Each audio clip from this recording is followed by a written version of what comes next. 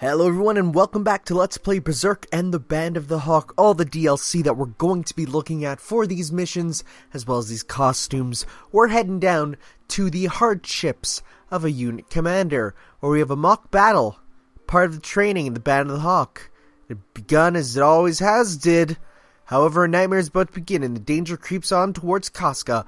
Will Judo be able to protect her? Well, we're not going to play as Judo, mostly because there's no DLC for Judo, and we want to sort of get all the DLC mixed in here as well. So last time we looked at Guts tank top for Casca, which is horrible armor, but hey, it was a stealth mission.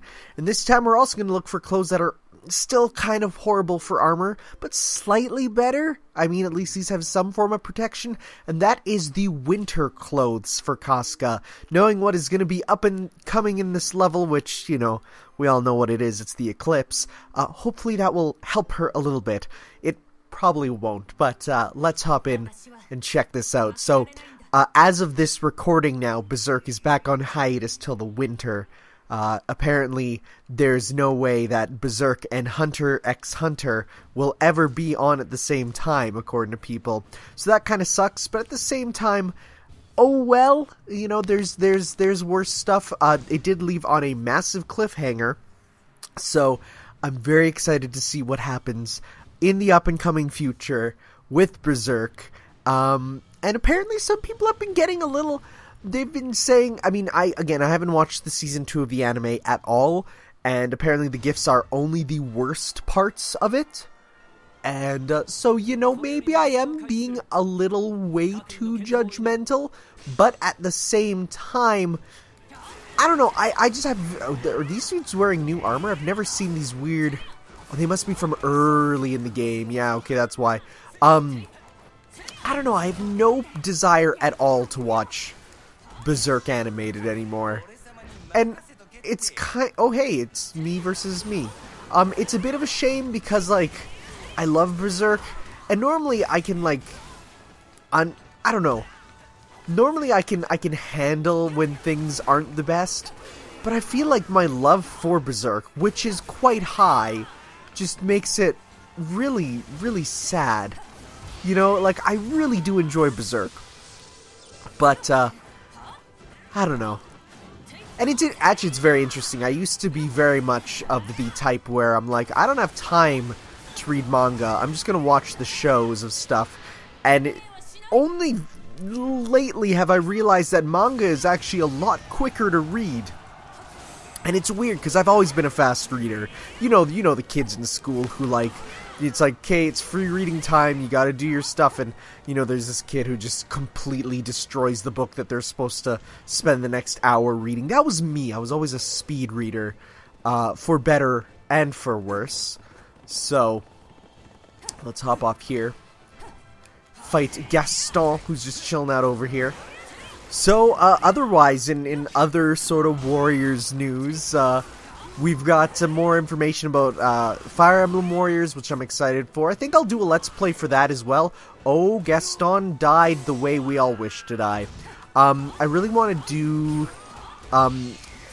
that sort of, that game, Fire Emblem Warriors, mostly because, I don't know, I love doing Warrior games for Let's Plays, because they're easy enough to talk over that I can just rant and play at the same time, and also then people can tell me how wrong I am about everything, because I am quite a bit. Let's hit Guts with our thighs here. Nope. Whoa, we got no one. Sounds good. But what else is there? I don't know.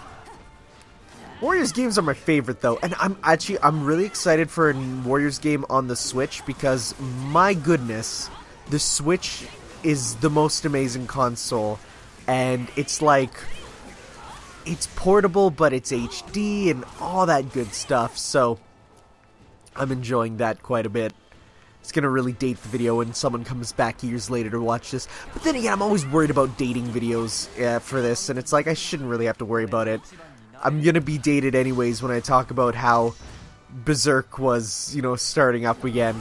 Who knows, maybe in the future someone will be watching this and they'll be like, what are you talking about? Berserk will never end. It ended a week ago. And that's why I'm watching this, and that would be weird. But at the same time, eventually it'll happen. Unless it doesn't. I think we all have that fear. But, I guess then that leaves the question again. Is a media that has... Would you rather have a bad ending or no ending? It's like... I don't know, because... I don't know if I'm the type where a bad ending will ruin something for me. I know some people, you know, they feel a bad ending retroactively, because then it's that idea of making the whole journey worthless. It's like, I don't know if I subscribe to that notion, because I enjoy some stuff with bad endings and just bad everything in general. This is a good mission. I actually really like this. Just fighting all the Band of the Hawk here. So, I don't know, like, I mean, the thing that comes to mind really is like Mass Effect and how people went from, oh, Mass Effect, the best game series ever, you know, even if the ending's disappointing, I will still enjoy it, to, no, it retroactively made everything worse. And it's like, I don't know about that. I don't know, I definitely don't subscribe to the notion that you need to look at how things are now to see where...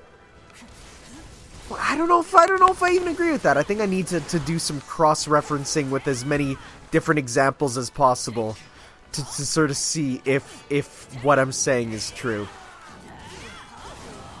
But I guess the question of the video, I should do more of those so that comments are a little more structured. Is there any media that you think has been ruined by a bad ending, or do you think that even if something has a bad ending, you could still enjoy it, despite, you know, the fact that it may have, you know, made the experience a little worse? You know, where are you with that? Strong and cursed spirits have appeared. Oh no! Judo's gonna have to save Casca. Except Judo's not in this mission. I am Judo. Congrats, Judo. Your waifu has been yourself all along. Wow, they're capturing the bases too. That's not good. So I think we have to... Uh-oh. They're not having a good time. Wait! That's not good at all. So let's go save ourselves here. Yeah, let's get him. I don't know. Casca's win... Or her super is... On the one hand, it shows her commander status. But I'd almost... Like, I'd rather that be a button or something instead of it being just her super, you know? I think I'd much prefer her to have her own super than have other people be in it. I'd rather that be one of her skills. You know, like a long respawn skill summoning those dudes. There's a couple characters in Musou games that have that sort of thing. I remember there's one guy in Sengoku Basara whose super was summoning dudes to attack, and I don't know, it just feels a little like, on the one hand it shows their commander status, but on the other hand it's like, well, don't they have something to contribute to the battle? Then again, Casca, while a good fighter, has never shown, I guess, any special attacks in the end, you know? She's just kind of always been a, you know, a fighter, but definitely not a flashy fighter. Like, she doesn't get anything you could ascribe to be a special move, you know? Early Berserk is no special moves, it's all just, you know, kind of semi-realistic combat. I was actually describing Berserk to my one friend because I lent him the DVDs, because he was interested in Berserk Musou. He's like, dude, I need a new Musou game. I'm like, get Berserk. And he's like, man, I don't watch animes. Then I'm like, no, you'll... And of course it's wild. I'm like, no, you'll like it. It's good. It's very down to earth. And then that's kind of a massive lie. But, I was like, you know, the best way to describe Berserk is it starts off as Fire Emblem and then becomes Dark Souls. And that made him interested. And I guess, I don't know if that's the best way to describe it. He does know that it's a big influence on Dark Souls, and I showed him a bunch of comparison pictures. And I know some people might be like, dude, that is the worst thing to say. It's not like Dark Souls at all. But I'm like, when you're trying to convince someone who really likes Dark Souls to watch it, it's like, that's what I wanted to say, you know? So... He still has the DVDs, and he's like, oh, dude, I need to still watch those. I want to get this game because I saw your videos. And I'm like, dude, you should. It's really good. I was talking to my other friend, and he's like, yeah, like, this is... Ooh, gotta save Casca. You know, he's like, this is one of the best feeling Musos in terms of a lot of the systems and stuff, and he's a big Muso guy. Is my friend Fuad. He actually introduced me to Musos. Like, I never would have played them until I went over to his house one day. He's like, dude, okay, we're gonna play this game, and you're just gonna have to stick with me and just follow my lead. And it was Sengoku Basara, which is a knockoff Muso, but it's kind of a Muso. And he's like, okay, so just attack enemies, and that's all you have to do. And I'm like, okay, and I'm playing it, and I'm like, this is a lot of fun, because it was a co-op one, which, this one doesn't have co-op at all. A lot of Musos do. They've confirmed that, Fire Emblem Warriors will, and, you know, like, most of them do, but it's kind of weird that this one doesn't, but, oh well, it's not the hugest deal, because at the same time, I feel like this one is slightly different. It's a crossover one, but I went to his house, and you know, he showed me the genre, and then he downloaded, because at that time we did a PS3 game share back when you could do that, and I downloaded Pirate Warriors, the One Piece one, at his house. And we actually I downloaded it at my house because he got it, and I played it through entirely myself before he did. And then afterwards, I went to his house, and we played it through entirely together.